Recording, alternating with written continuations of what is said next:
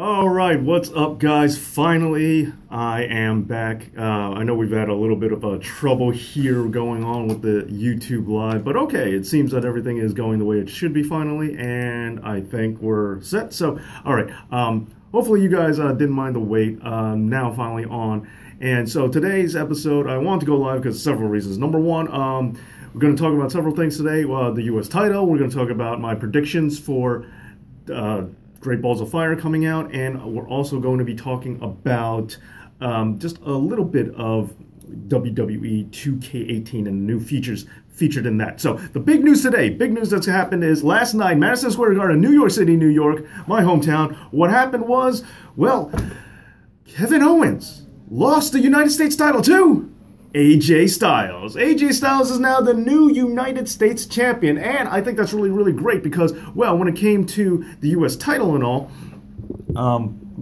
when it comes to the, hold on, let me just move this camera real quick. Okay, when it comes to the U.S. title and all, I've actually been a big fan of the ideas of titles changing in house shows. I mean, give house shows some value, give house shows some merit. You know, I think things should happen at house shows a little more often, and it's not often that it does. So finally, Kevin Owens lost the title to AJ Styles. I hope you guys are seeing this okay, because it's telling me to rotate this. I don't really know why, but it keeps saying rotate, so I'm just going to go ahead and rotate that. All right, and also, if you guys have any comments, please go ahead and let me know. Respond. I'm definitely here to respond to you guys. Take advantage of this live format. Wrestling. Let me just type this up. Yeah, this is how behind these are to watch. Okay, let me adjust something on my phone. This is how you know it's live because it's very awkward. Okay. Hopefully that's bad. Okay. Hopefully that's better. Well, it's okay. All right, so got a couple people watching now. All right. So the U.S. title win, what happened? So what happened was the U.S. title, just a regular standard match. AJ Styles took down Kevin Owens, and it was a great match. I wasn't there live, but I did get to see a little bit of it in some special footage that I'm sure WWE doesn't want you to watch. But what was great about it was a phenomenal forearm took down. It was from parts that I saw, it was a really good match. So brand new champion, AJ Styles, brand new United States champion. And what I think is really great is that it's stealing some of the thunder from Great Balls of Fire. Seeing the fact that that's happening tomorrow, and today we have brand new U.S. champion. So I thought that was pretty interesting, and I had to go live, had to share that with you guys as soon as I possibly could. So here I am, and now I finally got things on balls. So next bit of news that I want to talk about is WWE 2K18. Now, some brand new features of the game dropped this week. We finally got some information about it. We saw the great trailer with Seth Rollins on there, a pretty cool trailer, and the features that have come out, well, I have a few opinions on them. I have some thoughts on it, and I wanted to share it with you guys, also see what you guys have to say on the subject. So when it came to 2K18, they revamped the whole Creator Suite, and they haven't given all the details, but they said it's going to be easier, which they say every year it's going to be easier to do. Who knows what that means? But what we do know is that they're looking to bring back some things that they had previously and try to tweak it around. So the regular Creative Wrestler now is going to be called My Player. It's not going to be the Creative Wrestler anymore. It's going to be the My Player character. And with the My Player, they want you to be able to take your player and move them online and really try to use him more as your own superstar and your own wrestler and try to really guide his career, not just in the game, but also in the online world too, with other people and other creators out there. Now, the only problem with this that I find is there's going to be a bunch of people who are going to create wrestlers that we all know and love that aren't actually in the WWE 2K game. So I think we're going to see a lot of people creating guys like, Chris Benoit, I'm sure people are going to create, and so there's going to be a bunch of like Chris Benoits running around, or a bunch of other WCW characters or ECW guys that we haven't seen in a while, and they're going to be running around. But if people really do truly create original characters, that will be great. The other thing about the My Player character that's a little different now is the career mode. Taking the career mode, they're actually going to move the career mode backstage, and, got a message popping up. Let me just finish this off. So they're going to have, before I get to that, let's read this. So, City Midget, I wish I still had the enthusiasm for wrestling that you do. The PG era has totally killed it for me. Yeah, okay, I hear you. Okay, so I'll get back to the 2K thing real quick, but let me just respond to this real fast. Okay, so the enthusiasm I have for wrestling, I'll give you that the PG era is kind of rough. My roughest patch for wrestling actually happened a couple of years ago. I'm actually coming off of it now, and that was thanks to CM Punk. I've mentioned that a couple of times. CM Punk got me out of it, and yeah, I understand that the PG era, it's a little watered down, it's a little not adult enough, and I get you, but we as wrestling fans, I think, know that wrestling ebbs and flows. It comes and goes in tides. And I think wrestling is right now going to start moving out of the PG era pretty soon. I mean, last year, Randy Orton got busted open the hard way. We've seen things like that happen. And I think it's going to keep going to that level.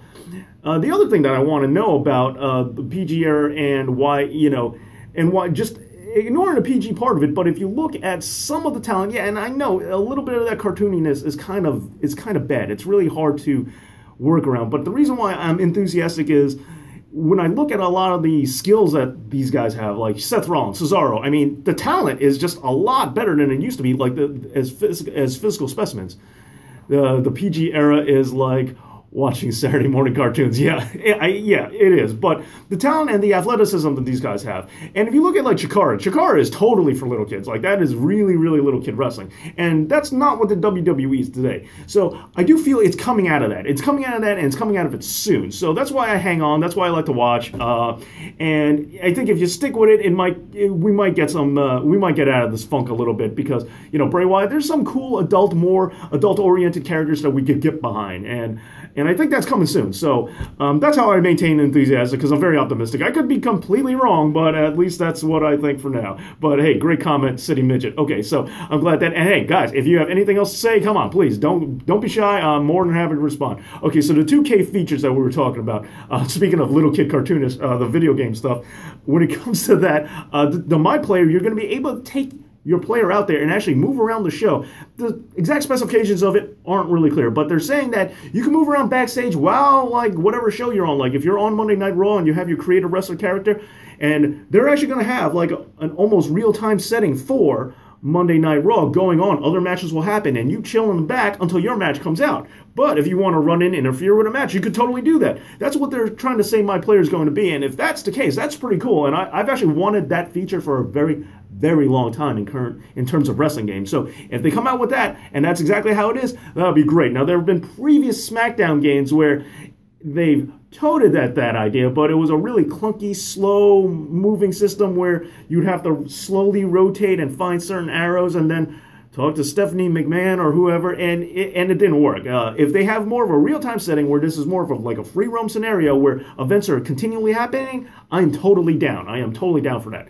And the other thing they're doing in the Creative match, now, real quick, there are also other rumors going around saying that reports saying that they're going to have 8-man tag teams now, which is pretty cool. More people are going to be able to be in the ring at once, which is a feature I've definitely wanted for a very long time.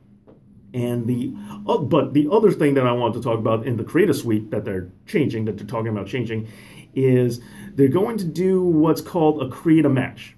Now, I don't know what that means. I have no idea, but they just said create a match. Now, the exact details, like I said, not out, at least not that I know of, but the create a match features, what's interesting about it is this could go one of two ways. I'm hoping. Actually, it could go a bunch of different ways. But most likely what I think the create a match feature is going to be, I think it's going to be real simple. I just think it's going to be you have a pole match, and you get to pick which items on the pole, a chair, kendo stick, whatever, or decide whether it's count out or submissions, or if it's a time limit, being thrown out of the top rope, anything like that. And that's all that the creative match is going to be, which I hope that isn't what it is.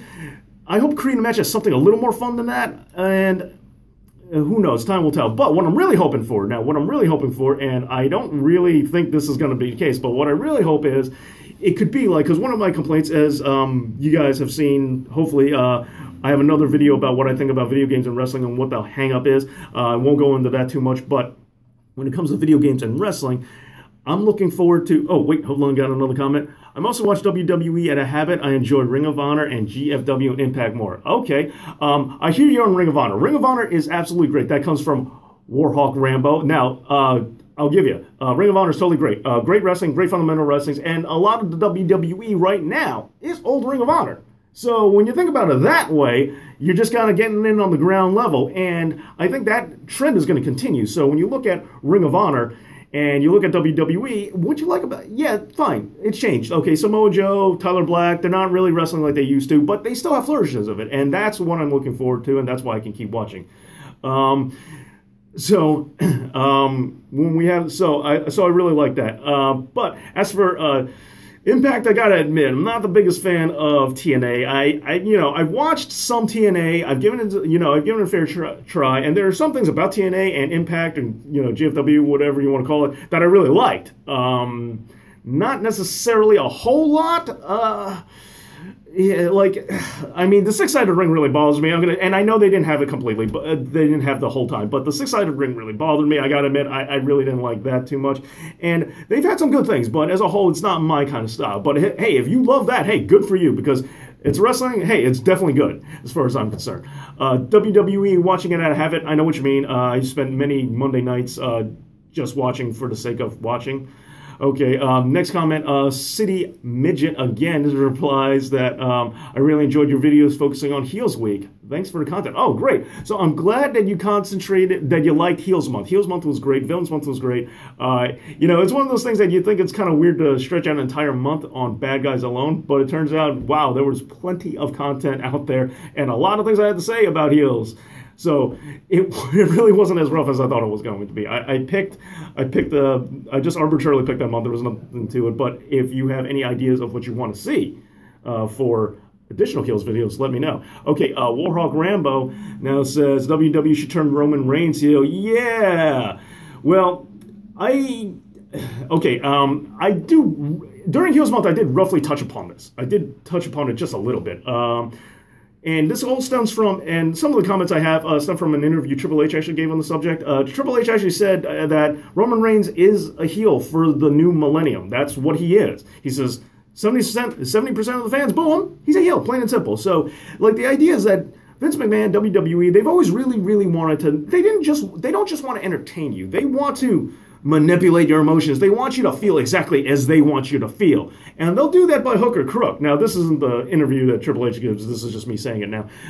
When it comes to the interviews that Triple H was saying, he said that Roman Reigns is the heel for the new millennium. And what I've noticed is that the WWE really wants to make sure they have you controlled and manipulated and feeling exactly what they want you to feel. So if they want you to boo someone, they have to think of new ways to do it, because with the internet and the way fans are, and I say we're smarter now, but times have definitely changed no matter what. And because of that, trying to get people to boo someone is not as easy as it used to be. So they have to come up with new ways to do it.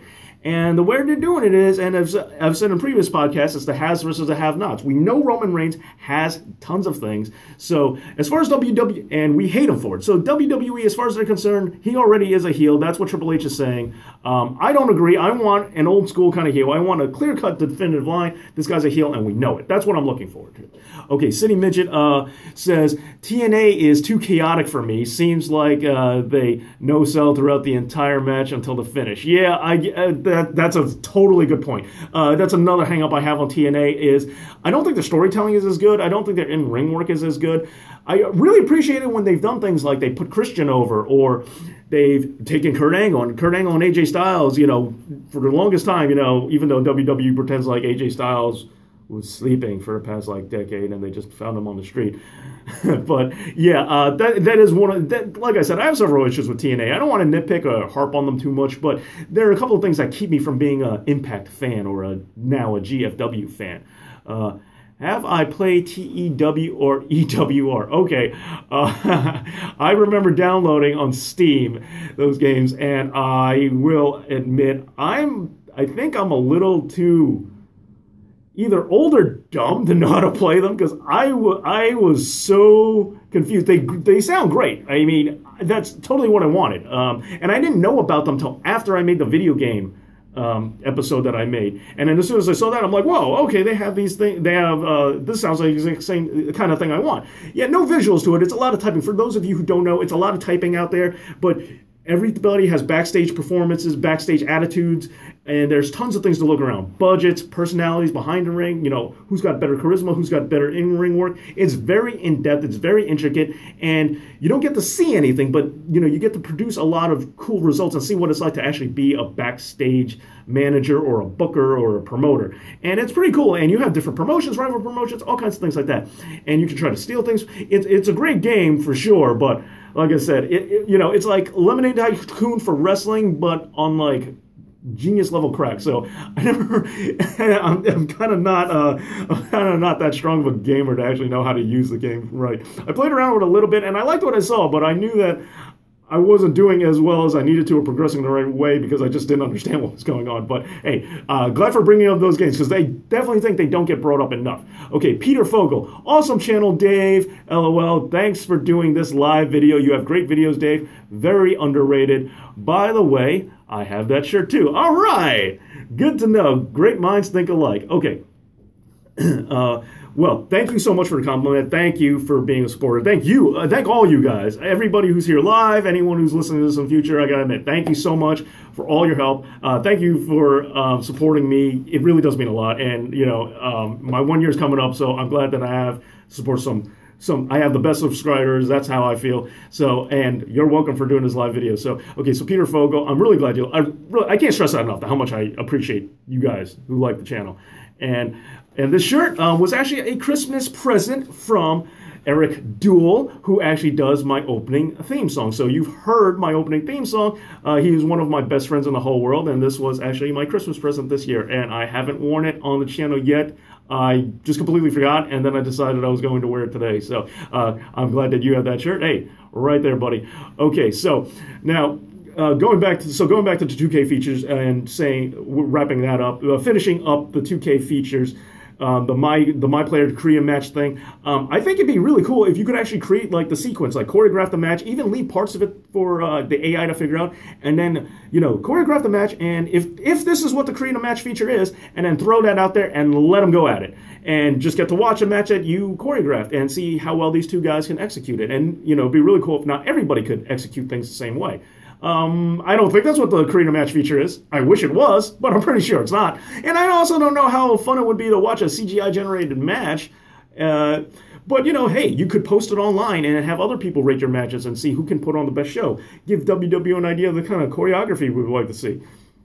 It's worth a try. Like I said, I don't know if it's going to do well or not. I don't even know if it's entertaining. It's just, worth a shot. Okay, so what else do we got here? Warhawk Rambo. I hope they bring back Create a Story. Yeah, Create a Story was one of those things that they came out with, and it wasn't bad, but it wasn't like all the way there. Like they were close, and it was like you knew this was one of those features that if they just worked on it a little more, if they really honed in, and really figured out what to do with it, it could definitely have been a great feature. Now, when you look.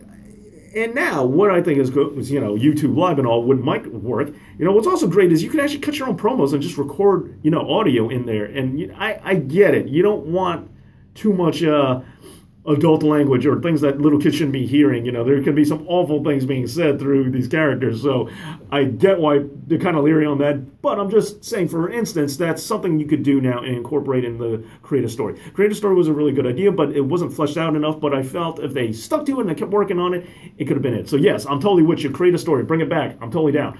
All right. Do I watch creative wrestler leagues like SCAW or No DQ CAW? No, unfortunately, I don't. I do know of them. I've given it a chance here and there. I just don't have the time. I'm not against them. I think it's a great idea, and that goes with the create a match thing I was kind of hoping for. Yeah, I think they're a really cool idea, and I like some of the great content that people have put out there. The dedication and work that the people put out there is great. Not taking that away at all. But with so much wrestling content, so much between, Raw, SmackDown, NXT, Ring of Honor, New Japan, there's just so much wrestling out there. It's like I don't have enough time to 205 Live, to watch everything. So I gotta admit that slips by my radar. But if there's something particular that you know of for those leagues, a specific match or something like that, or a specific video out there that I should definitely check out, hey, let me know. I'm more than happy to give it a watch. And hey, thank you for the recommendation. And if you think it's great, hey, you guys out there listening to this right now, check it out too. Nothing wrong with that. Give these guys a try. Get the word out there. Can't stress that enough. Sharing and publicity. And that's part of why I'm sitting here keeping up the good fight and want more people to find out about me. Okay, so moving on now. So I covered a creative match and great comments for that in the video game 2K features. Also, yeah, you guys, let me know what you think of these new features, by the way. And so continuing with the live podcast, Dave Knows Wrestling, I continue with the live podcast. The last thing I'm going to bring up, and it's going to be the long one, is going to be about my predictions for Great Balls of Fire coming out tomorrow, Sunday. Great Balls of Fire pay-per-view. So for all you watching now, you get to watch in anticipation for my predictions. And if you're watching after tomorrow, well, then you're going to find out how right or wrong I really was. And hopefully I'm more right than wrong. Now, I'm just going to give out, and I'm not just going to give out my picks, but I'm going to give just a little bit of my thoughts for the feuds and everything going on. So Great Balls of Fire tomorrow, Sunday. My big problem that I want to know, this is not a prediction yet, but I have this big question here. Where's Finn Balor? Where's Finn Balor on the card? Why is Balor not on the card? It's like Bray Wyatt. I constantly want to know where Bray Wyatt is on the card. Now, finally, he's on a pay-per-view, and I don't get Finn Balor. It's amazing. I just can't get what I want. Okay, so, real quick, another comment. I hope someone throws a fireball at Great Balls of Fire. Yes, it is a terrible pay-per-view name. I love the countdown too, and with Ollie Davis on Wrestle Talk News. Ollie Davis, he has given me some advice. I might have mentioned him in the past. How he's been constantly saying, yes, that's still a real pay-per-view name. I really don't know what they were thinking. I really, really don't know what they were thinking. But anyway, so Great Balls of Fire pay-per-view. Where's Finn Balor? I want to know that. Okay, moving on. Next. The pre-show match looks like it's going to be for the WWE Cruiserweight Championship. It's going to be Akira Tozawa versus Neville. Real quick, I'm going to respond to another comment. Peter Fogel saying, is Finn facing Elias Sampson? They seem to have been building it up, but haven't heard about it on the card. Yeah, I haven't either. They were building it up. I don't know why. Seems like a very odd match to have essentially a jobber on the pay-per-view. That seems a little weird. But okay, I mean, it should be an easy win. Okay. We had another comment, but it was retracted. Okay, so, all right, moving on. But if Finn Balor's on the card, Finn Balor's on the card. With that name of the 50s theme, I think Vince misses his youth. Yeah, that's a very distinct possibility. But out of all things from Vince McMahon's youth that could be a cool pay-per-view name, Great Balls of Fire definitely wasn't it. I mean, La Bamba makes more sense, doesn't it? I mean, Chantilly Lace. No, Chantilly Lace doesn't work. But, anything. The 50s was a cool era. There were biker gangs and, on the waterfront and stuff like that. I don't know what Vince is planning for. But, yeah, just saying. Great Balls of Fire, no. And as we know from Halloween Havoc 1998, fire and wrestling doesn't always equal cool. So, Great Balls of Fire, not necessarily even good outside of a name for a pay-per-view. All right, so Finn Balor maybe going against Elias Sampson. That's what we're talking about, maybe. But either way, I just want him on the card, and I think it's kind of weird that he doesn't have a high-profile match on the card. He's just so over.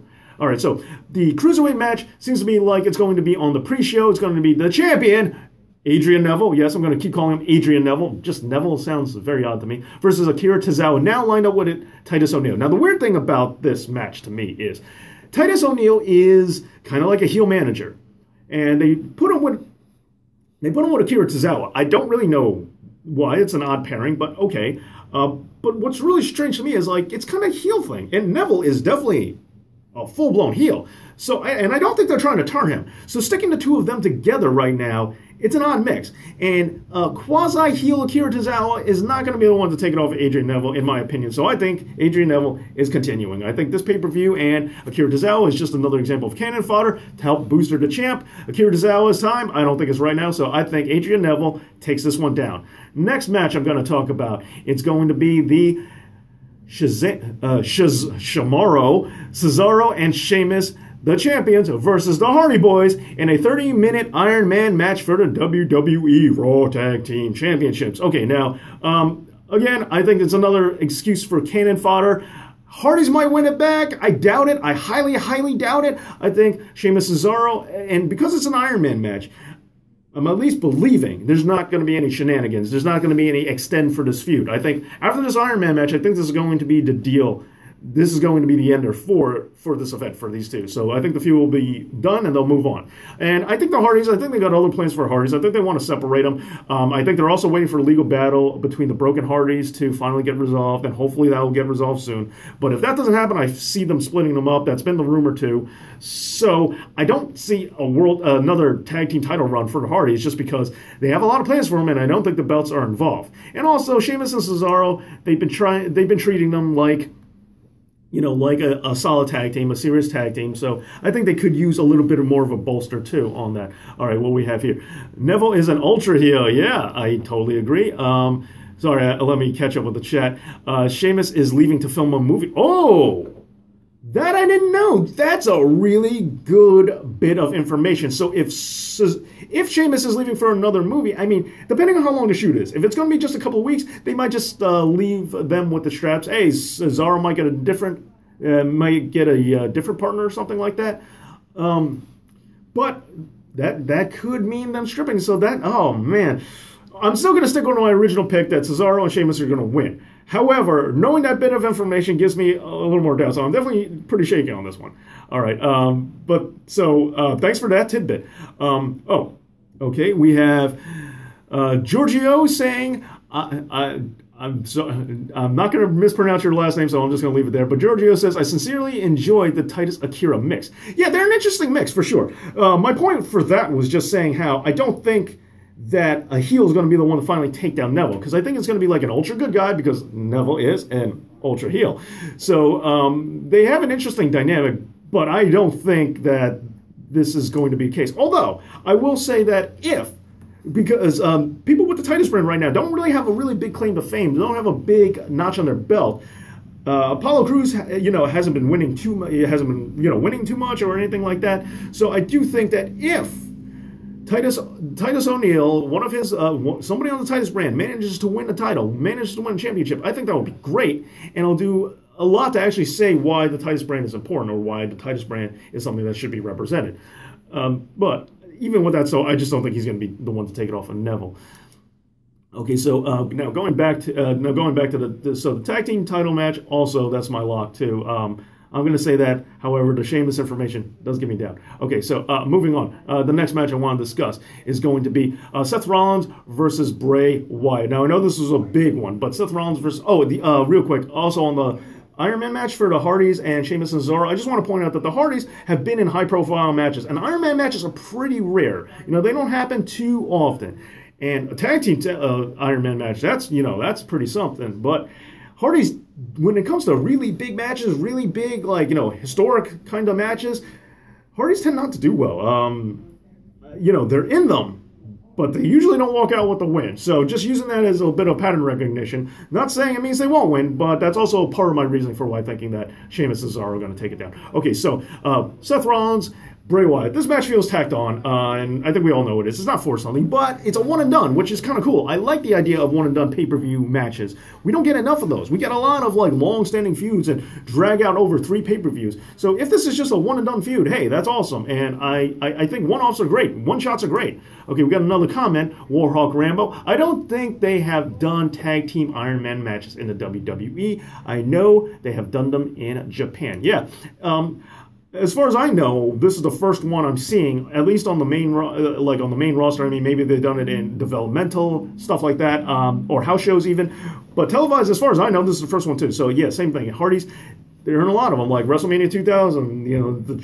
The triangle ladder match, tag team ladder match, which was really just the first TLC. But even the first actual TLC and that triangle ladder match, they didn't win either of them. They were there, but they didn't win. They show up to the dance, but they hardly walk away with the gold for big historic pay-per-view matches and stuff like that. And I love the Hardys. I'm just saying, it's just a little thing I noticed that they go a lot, but they don't ever walk out with the gold on these kinds of matches. But maybe that pattern could change, and if so, then my prediction would be wrong. But I'm still sticking with it, despite the fact that this is a close call. So Seth Rollins and Bray Wyatt. I'm hoping for Bray Wyatt, but I'm thinking they're going to use this as a Seth Rollins thing. I think Seth Rollins. Now, I could go either way on this because there's so little at stake. It's really hard to know how to book this, and it's really hard to know how they'll book it. So, I'm going to say that they're going to go with Seth Rollins because Seth Rollins has kind of been treading water lately. I think he needs a definitive win, which goes to my discredit, or goes to my gets me right here because I really like Bray Wyatt. As you watch the channel, I really like Bray Wyatt, and I want Bray Wyatt to go on a tear. I like that they've been quasi-presenting him as a monster. And I want him to win against Seth Rollins because I think that would be a great, feather in his cap. Okay, we got some more. So I'm going to go with Seth Rollins, but I'll tell you right now, I really, really want it to be Bray Wyatt. So I'll be pleasantly surprised if I'm wrong about that. All right, so do you want to see broken Matt Hardy versus Bray Wyatt in the future? I absolutely want to see broken Matt Hardy versus Bray Wyatt in the future. In the future, I want to see him in the next 5 minutes. I want to see that match. Yeah, because the broken Hardy family going against the Wyatts would have been a great feud, and I know we weren't going to get that, but that would have been great. And there's tons of things the broken Hardys could do, but yes, I absolutely want to see that. Okay, City Midget says the Hardy Boys don't need the straps to be over. Seriously doubt they'll win. It'll make more sense for them to job this one out. Yeah, and I agree, and that's ultimately where I'm going at. I have the same exact mentality as that City Midget. The only thing is, if Sheamus is leaving for an extended leave, that does mean they probably need to drop the belts. Who knows? They might drop it on Monday night to somebody else, but that is interesting food for thought. Okay, Man Bear Pig, I like the name. South Park fan. Okay, Man Bear Pig says, what do you think about Dixie Carter appearing on the network after Raw? It's news to me. I don't think she's going to. I'll be very surprised if she does. I wouldn't get it because Dixie Carter, really not a wrestling fan. She didn't know anything about wrestling. She started getting into wrestling simply because she owned TNA and she was involved in TNA. So if they put her in, I don't see a point to it. Eric Bischoff, Paul Heyman, these guys were entrenched in wrestling. So bringing them onto WWE TV at some point in time, Jim Cornette, all these people, Jack Tunney, the list goes on and on. These are, Stu Hart. These are people that, if their territory or their company, went away or transitioned or got absorbed in WWE or WWF, they should put them on because they were wrestling personalities. Dixie Carter now out of the game, from what I understand. I don't think she has an interest, and not only that, most wrestling fans kind of hate her. And I don't know how much of a rating spike it would give, especially seeing the fact that people like ex-TNA talents have had not the best of things to say about Dixie. So if she does end her fray, it'd be kind of weird, and I don't know how much there is for them to gain after that. But it'll be a shocker. I'll tell you that right now. I'll be very surprised.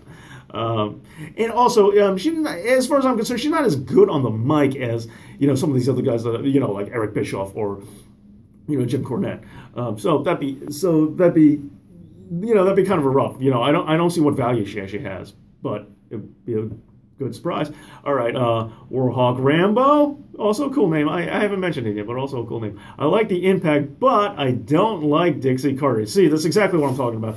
Fans aren't going to care. And a lot of wrestling backstage talent who know Dixie Carter aren't going to care. And management, as far as I know, don't really seem to care either.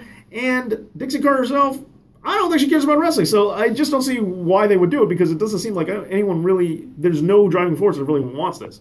Unless McMahon really, really likes her and I just don't know about her or something like that. So, if that's the case, I have no idea. But yeah, so that's my thoughts on Dixie Carter and Raw.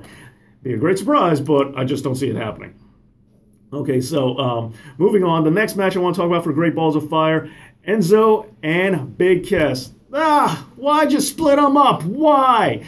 I've been saying for a long time, my ideal situation would have been Enzo would just serve as Big Cass's manager because Cass is a little wooden on the mic. He's never been, there are some times where he does all right. And since he's turned heel, I gotta admit, he's been doing a lot better on the microphone. But as a whole, he's been a little wooden. He doesn't have the most consistent mic skills. Enzo, on the other hand, not the most consistent in the ring. He goes back and forth. Sometimes he can do some decent wrestling, and other times he's a little laxed.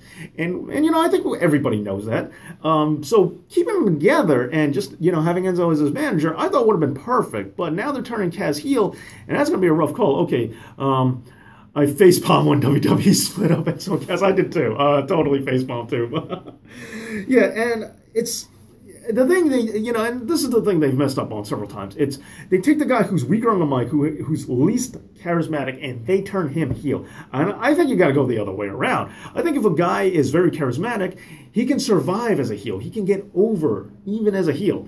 And if you have a guy who's a little rough around the edges, yeah, I know we want the Rock kind of charisma and personality out there, but not everyone would do it. And I think they're safer being utilized as a face. Kaz being, a big face on his own, like when he was in that elimination fatal four-way for the #1 contendership a while ago, it was great. He got a great pop. Yeah, he was out first, but still, I think he can be utilized as a big man. I think we got to change his look up a little bit, but he still needs a mouthpiece. He still needs a guy, and who better than Enzo? So anyway, they split them up. I don't know why. Creative couldn't figure anything out to do with them. I don't know why. They were so over. It was a great tag team. And unfortunately for the future, now I know I'm not getting my prediction on this match yet, but I have a lot of thoughts about this I just want to get out. So going forward, Enzo, I could see now, in terms of the big face to take down the ultra heel Neville, I could see Enzo going in the Cruiserweight division, being that guy to take it off. I could see that happening.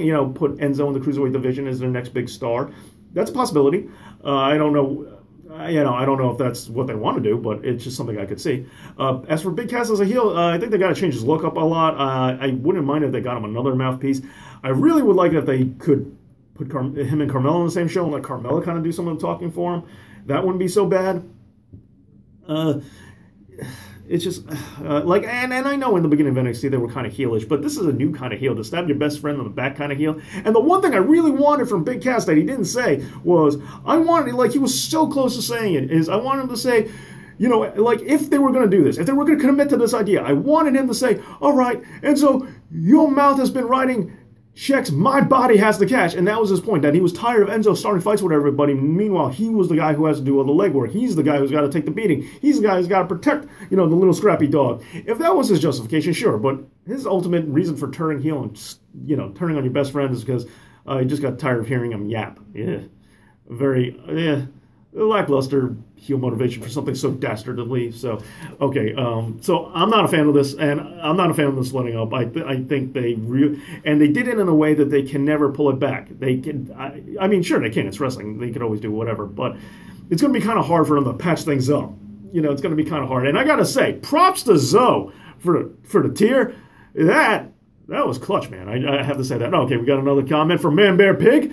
The fact that Axel and Atunga are former tag champs and Enzo and Cass didn't win the titles in the WWE or NXT makes me facepalm. Absolutely. They should have gotten it, okay? And I think WWE's problem is they saw Enzo and Cass kind of like the Bushwhackers or Too Cool. Like, Too Cool won the tag champs.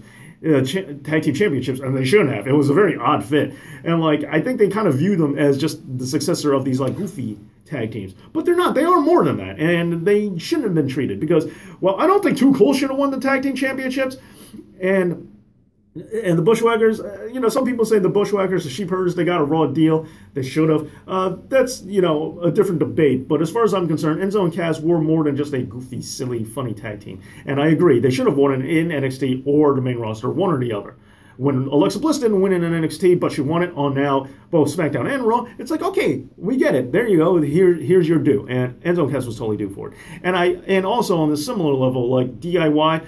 Yeah, I know they got an NXT, but I was kind of hoping they went to the main roster as a tag team because I really would have liked it if they won the straps as a tag team. And yet again, it's just that season or whatever. WWE just wants to take the best friend tag teams and split them up. I don't know why. And also, real quick, why aren't they using the Ascension better? Just, I know that has nothing to do with anything. It's just something I have to bring up. Okay, so Enzo and Cass, you got to have Cass win. You have to have, finally, my prediction. Cass has to win. He has to run over Enzo, and it can't even be a competitive contest. Yeah, Enzo might try to put up a fight, but Cass needs to run him over. Let Cass be the big, dominant big man and really put him in as a monster threat from this point on. All right, really strip him down of emotions and any kind of that silliness, really turn him, have him do a complete character 180. Because if you ride the fence on this one, they've already started off on the wrong foot, and it's just going to get worse if they don't completely commit to the idea that he's a big, scary monster. Because he's 7 feet tall, but he's built more like a basketball player. Yeah, he's not. he's not as as big. He's taller than Braun Strowman, but yet Braun Strowman way scarier, and and the Big Show also a bigger dude. Like they got to start pitching him like that scary kind of guy. Okay, so what do we got? Cream Puff. All right, for Cream Puff says for a guy as big as Cass is. He kind of lacks power moves and showcases his strength. Yes, absolutely. I could not agree more. Kaz needs to showcase his strength, and he really needs to. I think he's got to cut his hair. I think he's got to change his look up. I think he's got to get more of a tough guy look and not looking like Kevin Nash or Test because he's already kind of hovering in those waters. But cut his hair, get a more dominant look, and definitely. More power moves for sure. Could not agree with that more. And great balls of fire in this match with Enzo. Great chance to display them for the first time and present them for the first time and premiere them. So I think he should go on a tear with Enzo, and he should be using dominant power moves repeatedly, bringing down Enzo. And it just should be a full-blown squash. Unfortunately, I know the babyface should get the redemption that he deserves. If Enzo beats him, that's just that Cillian's going to completely stifle any momentum Cass could possibly have. If anything, someone who also works here was saying that they feel, if anything, Enzo gets the Big Show to get his back and represent him in a match, and Big Show can take on Cass, and that's how Enzo could get his future retribution. But even that I kind of don't want. I want Cass being a dominant man. Okay, Man Bear Pig. What do you think about American Alpha splitting apart? Since it seems that Gable is going into a singles run these past few weeks. Okay, look.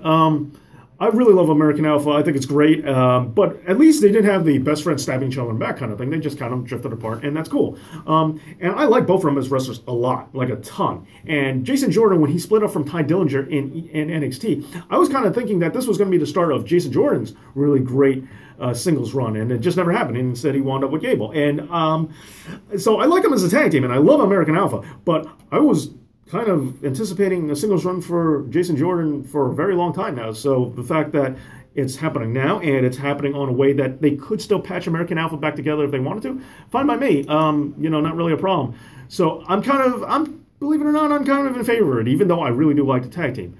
All right, next, City Midget says, Cass's character is bland and uninteresting. Yeah, agree. He needs an overhaul in the worst way. Yep. Completely agree with that, City Midget. That's where I'm at too. So, and those are my thoughts on American Alpha. It's disappointing because I do think they had a little more life to give, and they're just splitting up tag teams left and right. Like, they finally got to the point where there was a decent tag team division and a lot of viable tag teams.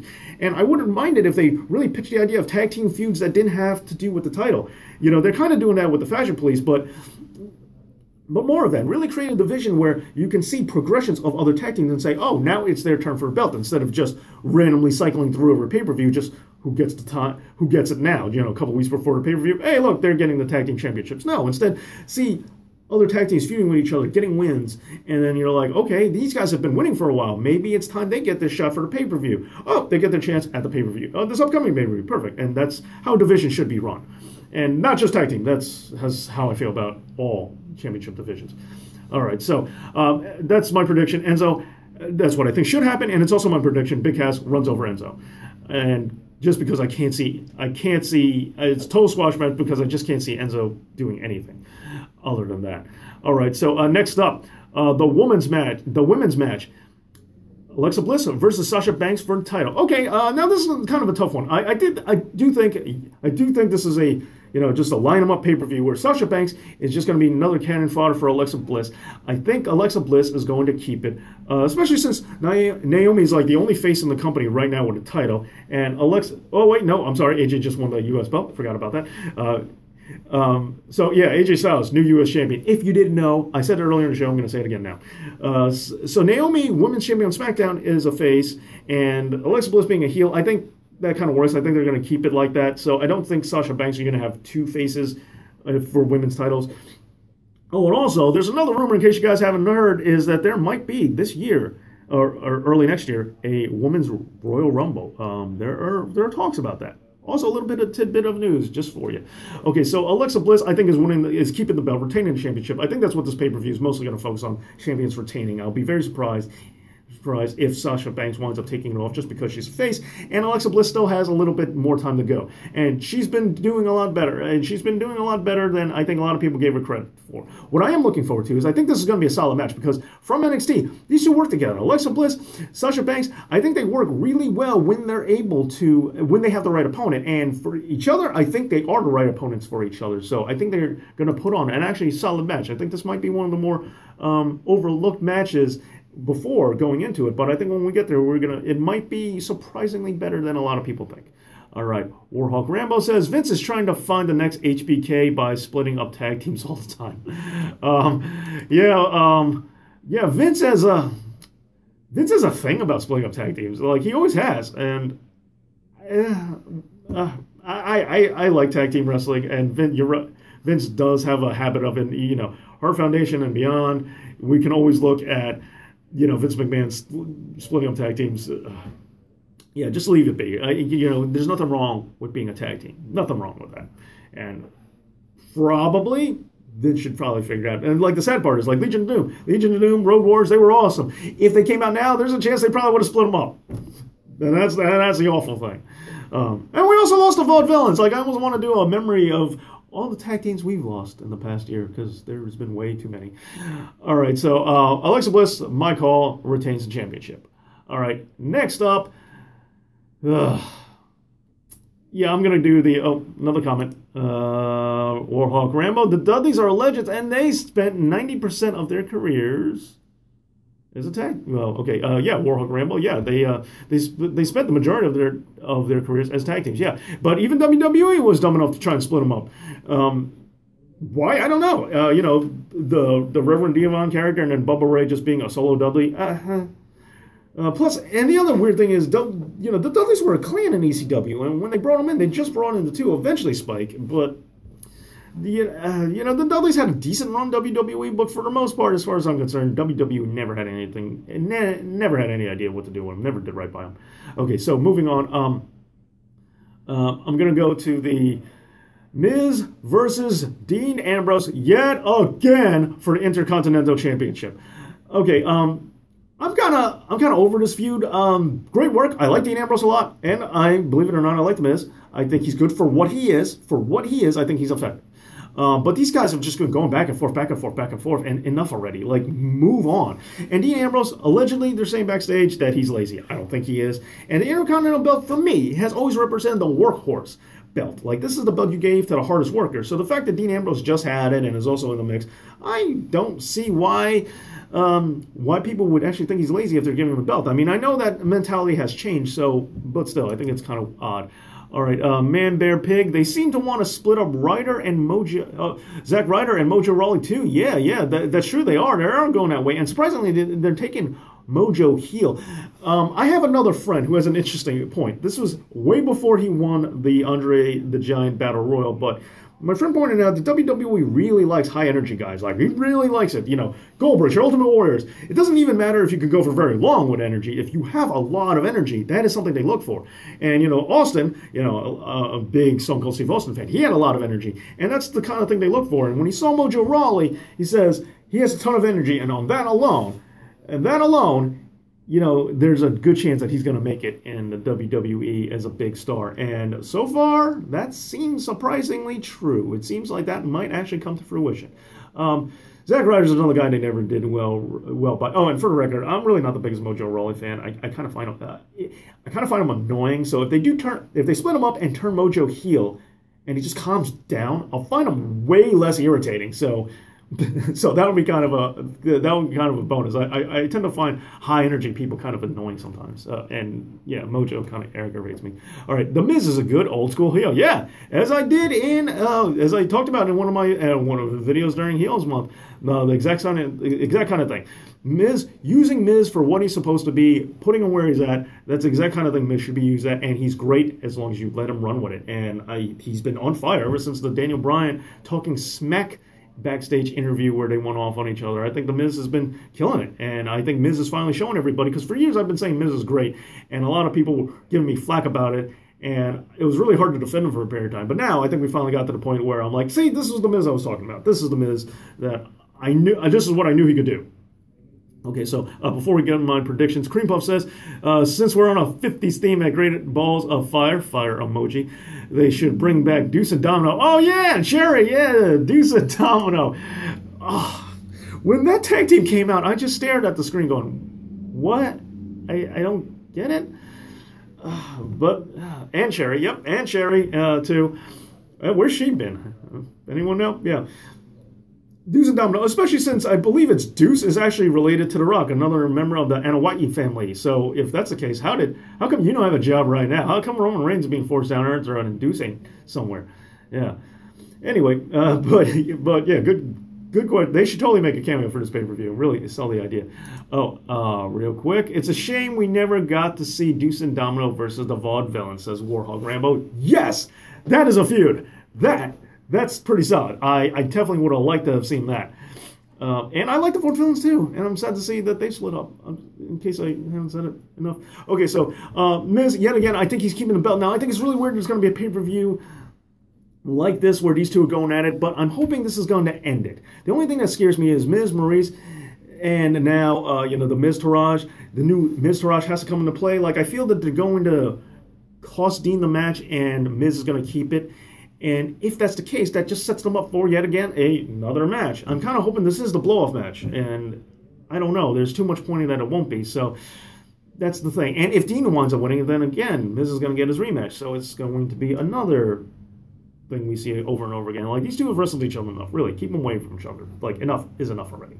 But my prediction is Miz takes it down. Man Pig says, Miz needs a new rival like Balor or Rollins. Balor, they were hinting that Balor thing, and it totally seemed like they were going to. Seth Rollins also. I'm not a fan of guys actually stepping down in belts. Like, if you get to world level, I think you should stay there. But I will say, Seth Rollins is a guy I always thought was supposed to have the Intercontinental title. I thought Tyler Black was made for the IC belt. But, that's fine. But either way. And I know that both Miz and Dean have had world titles, but still. Or the WWE title, should I say. So I think Miz is retaining, and I'm just hoping this is the blow-off, and that's all it is. So I'm saying the Miz, and it's what I hope, and it's what I think as well. All right. Now, okay, here's going to be a rough one. I'm not going to do this in order you think. Last two matches, I'm going to talk about the title match first. So for the WWE Universal Raw Championship, Brock Lesnar, the champion, versus Samoa Joe. Surprised that they put this together. This is a big match, and Jim Cornette actually wanted it as a main event for WrestleMania, so not a bad match. Now, a lot of hype behind it. I love the program that they're going into. The backstage thing where Brock was kind of heelish and Joe is almost looking face-like. These two monsters colliding, I think, is going to be good, and I think a lot of this momentum is good for solidifying this Universal title, because after Finn Balor lost it after a day, as far as, and it plus it looks atrocious. It looks like, fruit strap leather, that's what it looks like. And the WrestleMania bout and everything like that, it wasn't even last. And I know a lot of people are just viewing it as the same thing, but as far as I'm concerned, this belt really needs some presence to it, and it hasn't gotten it yet.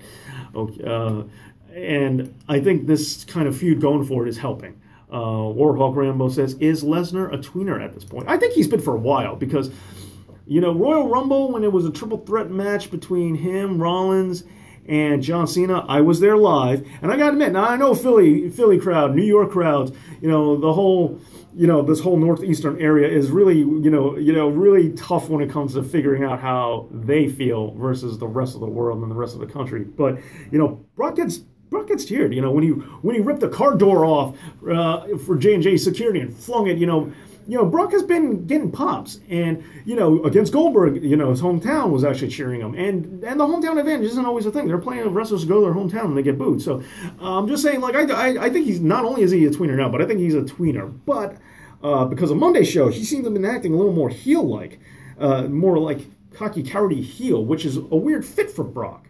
It wasn't full-blown there or anything, but it was just slightly hovering on that area. So I just thought it was an interesting dynamic, and I thought the segment was kind of cool, and I liked it. Oh, and real quick, Randy Orton also tweeted, he retracted the tweet. Randy Orton tweets, not often, but when he does, usually it's something ridiculous.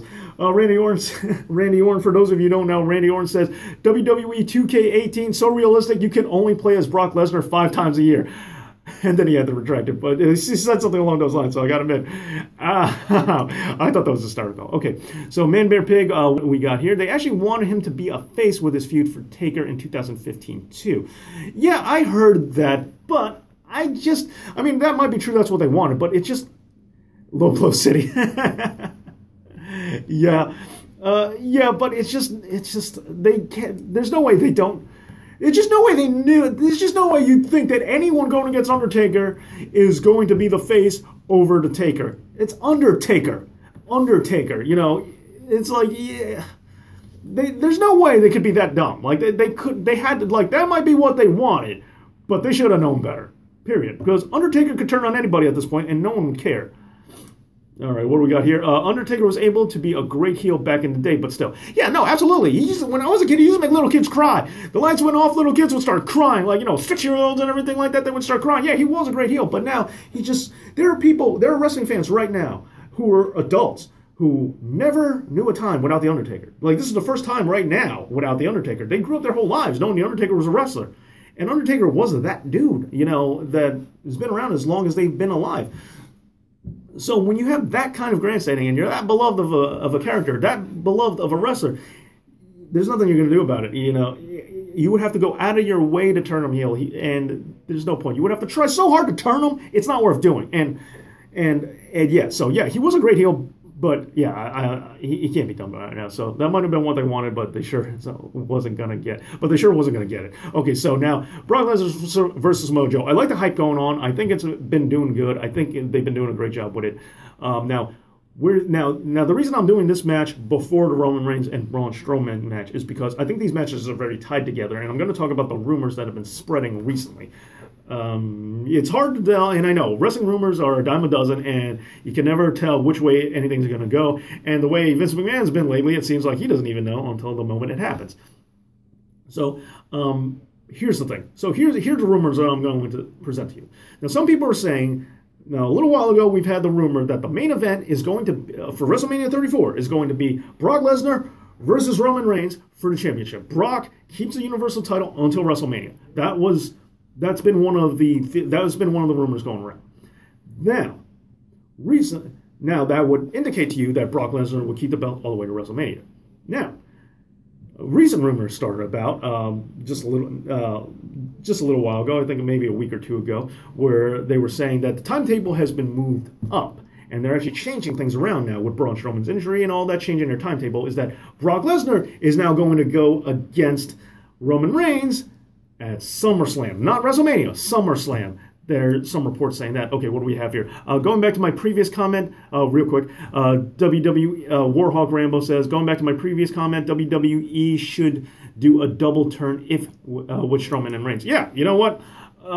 In case they haven't already, but as the thing is going, they're viewing Roman Reigns as already a heel, but double turn, I think that kind of has already happened, but yes, a hard stamp, solidified, make that double turn. And with that double turn with Braun, you could really do something with, the heel Bray Wyatt and a face Braun. So there's something you could also, there's a storyline built in there. So if they're having a hard time figuring out what to do with Braun, that's totally right there.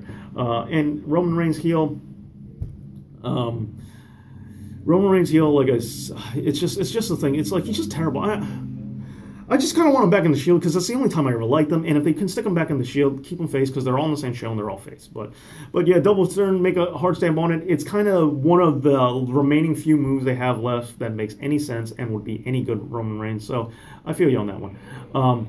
Next up, I can't believe I've been going for almost an hour. Good for me. Iron Man match. Full Iron Man match, not that 30-minute one. Okay, so all right. So the other rumor was that the timetable has been moved up and they're going at SummerSlam instead. Now, if that's the case, then it also changes the outcome of what these matches are going to be. However, even more recently, just a few days ago, they were saying that Vince McMahon has not changed. It's still going to be Brock and Roman Reigns at WrestleMania, and the SummerSlam match has not been changed to Brock versus Roman Reigns. So so we don't know. And some people are also saying that Vince hasn't made up his mind. He's changing it every day. And other people are saying Vince McMahon has been steadfast that this is his WrestleMania plan for almost going for months now, and he's going to hold on to this all the way. So some people saying Vince is not wavering about that main event for WrestleMania, and other people are saying quite the opposite. They're saying that Vince has been changing his mind back and forth, back and forth. So who knows? I'm not back there. Who knows what the reality is? So, but when it comes to this, I really do think Brock. I think this is the cannon fodder match, cannon fodder pay-per-view, where all the challengers are going to lose and all the chance of retaining. So I think Brock Lesnar is holding on the belt either way. The Survivor is, SummerSlam coming up, WrestleMania next year. It seems that that's the way it's going to go. So I really think that Brock is keeping the belt either way. But there is one more rumor I have to address. So while that is my lock, that is my pick, I will say that there is one more rumor out there, and that's about Samoa Joe. Is that some people are saying that, some reports are out there saying that WWE is kind of tired of having a fair weather champ that's never around with Brock Lesnar, and they're kind of just looking to take the strap off him. And I think that's kind of WWE just planting the seed. I don't think it's actually true. I don't think there's any validity to it. Some people might feel that way, but I don't think they're actually going to follow through on that plan. But there are some people saying that Joe might take it simply because they want the belt to be taken off of Lesnar. Okay, so moving on, going forward, Brock Lesnar, my pick. And the final match, Roman Reigns versus Braun Strowman. Now, as I said, just about the rumors going on. And just to catch you up on this hour-long show, live show, thank you so much, guys, for being here with me to catch you up with the rumors. Braun versus Roman Reigns. Now, I really, really, really want Braun to win, and it depends on which rumor you think is strongest. If Braun Strowman was previously, if the Roman Reigns Brock Lesnar match for WrestleMania is still a go, the rumored SummerSlam match, and it has been for a while, has been the main event is Brock Lesnar versus Braun Strowman for the Universal Championship. Now, it depends on, like I said, it depends on which rumor you're going to go by. If that's the case, Braun has to win, or most logically would have to win against Roman Reigns and take it over into SummerSlam. That way he keeps the momentum fresh to go against Brock at SummerSlam. However, if Roman Reigns and Brock Lesnar has been moved up to SummerSlam, then Roman Reigns has to win to keep the momentum going fresh for SummerSlam. So it depends on who's actually right here. That's a big factor on it. And the other thing, though, that's if they want to make sense, if they want to be logical. Because as we all know, as all of us WWE fans know, is every once in a while WWE does something stupid that makes no sense. So who knows? Maybe they throw this out. And the other thing, though, if Brock Lesnar is going against Roman Reigns at WrestleMania, then Roman Reigns has to get some retribution if he loses to Braun Strowman tomorrow, because he can't just lose and then at WrestleMania go in for the win and be a number one contender. At some point in time between tomorrow and WrestleMania, if that match is still a plan, Roman Reigns is going to end up having to beat Braun down the line anyway. I'm hoping that now, truth be told, I'm hoping that the WrestleMania match has been moved up to SummerSlam just so we can get this out the way. I mean, I would really like it if Roman Reigns just never sees a world title shot again, but who knows? Maybe I could feel differently if he improves. I don't think I ever will, but maybe. But either way, I just want to say that that it has to. It depends on which rumor is going at. So those are the rumors out there. What do I think? If I have to pick a lock, this is a hard one. Oh, okay, a little more of a stall. Brock should no-sell Roman if he faces him. Yeah, Man Bear Pig. Roman still has to get his win back from their last encounter.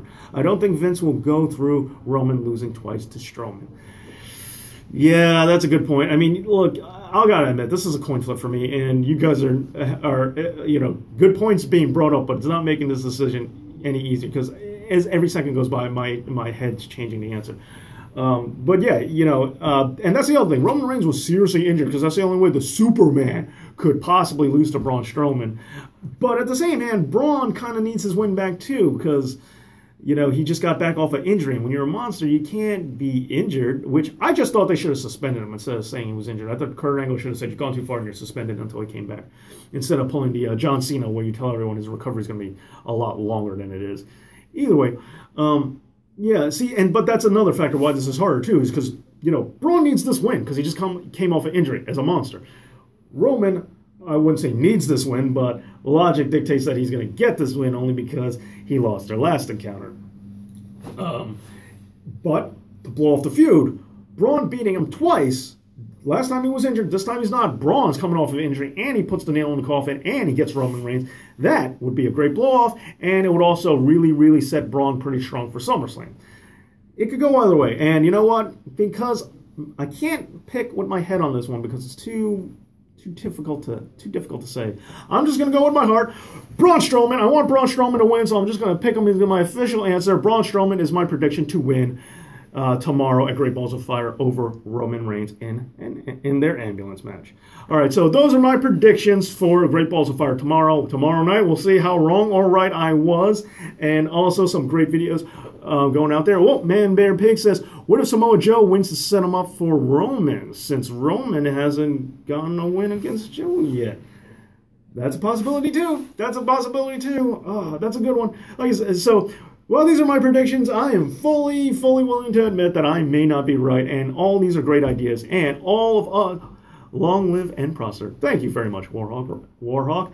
So all of us together, I gotta admit, just proves why we should probably be writing wrestling instead of some of the writers they have on there. Okay, but this live show has been great. Thank you for all you guys being here. Man Bear Pig, Warhawk Rambo, all you guys, Cream Puff, everybody who's been, doing, commenting, sort of City Midget, all you guys have been great. Kept us going. Peter Fogel, thank you for being here. Thank you for keeping me company. So quick recap. Gave you a couple of my predictions, gave you some news about WWE 2K18 and the U.S. title news, as well as some other tidbits and facts. Okay, but thank you. And if you're not subscribed, please do. And if you like this and you want me to do more live shows, let me know in the comments. And also, seriously, thank you so much for supporting me, not just today, but all around in general. You guys are great. I have great subscribers, and let me know what else you want. I'm glad you guys like the Heels Month, and I like that you guys came here to keep me company today. You have been an awesome audience, and I can't wait to talk to you guys again soon. So thank you again. You guys have been a great audience, and I cannot thank you enough. So thanks again. But if there are no more further comments, this has been Dave Knows.